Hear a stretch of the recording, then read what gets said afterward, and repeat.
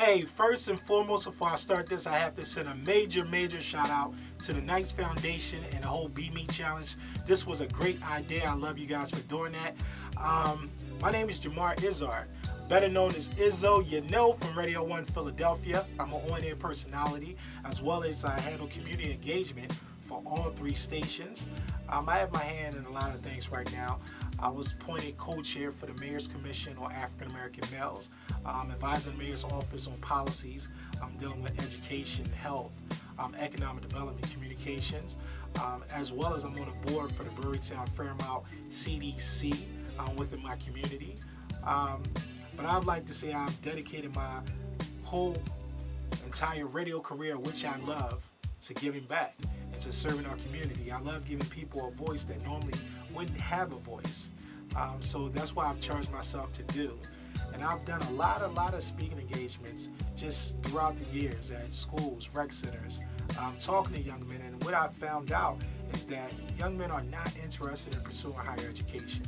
I was lucky enough to graduate high school, which I was the first one in my family to do so, and the first one in my family history to go to college. But sadly, I didn't graduate.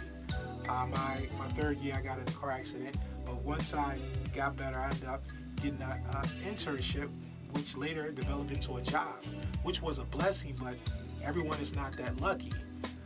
But when I go and I talk to these young men, and I realize that some of them are lost. They don't know which way to go. And some think they're not prepared for college or they can't accomplish these goals.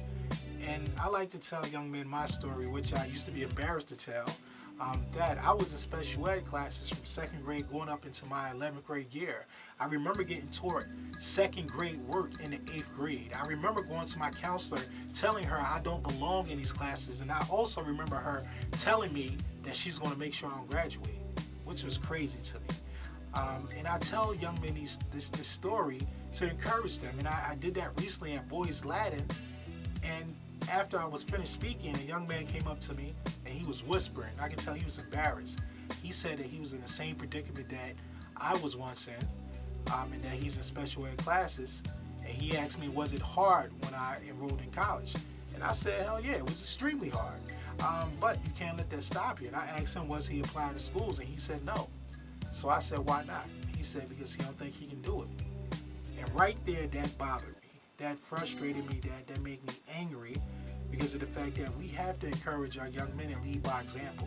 So about a year ago, I came up with a project called Izzo Goes Back to School, to where I encourage young men not just to go to school, but to graduate. And I presented this to a university, and we spoke about me documenting my enrollment, documenting my process through social media, through media outlets as far as TV, radio, and also video during my classes, almost like a reality show, but without the foolishness.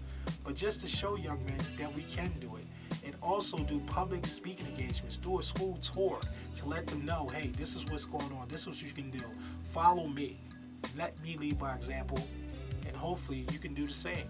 So Izzo Goes Back to School is a project that I love, I'm in love with, and hopefully I can make this a reality. And especially with this Knight Foundation, hopefully you guys can assist me. So that's me, that's my project, and I want to thank you for your time. It's Izzo, you know.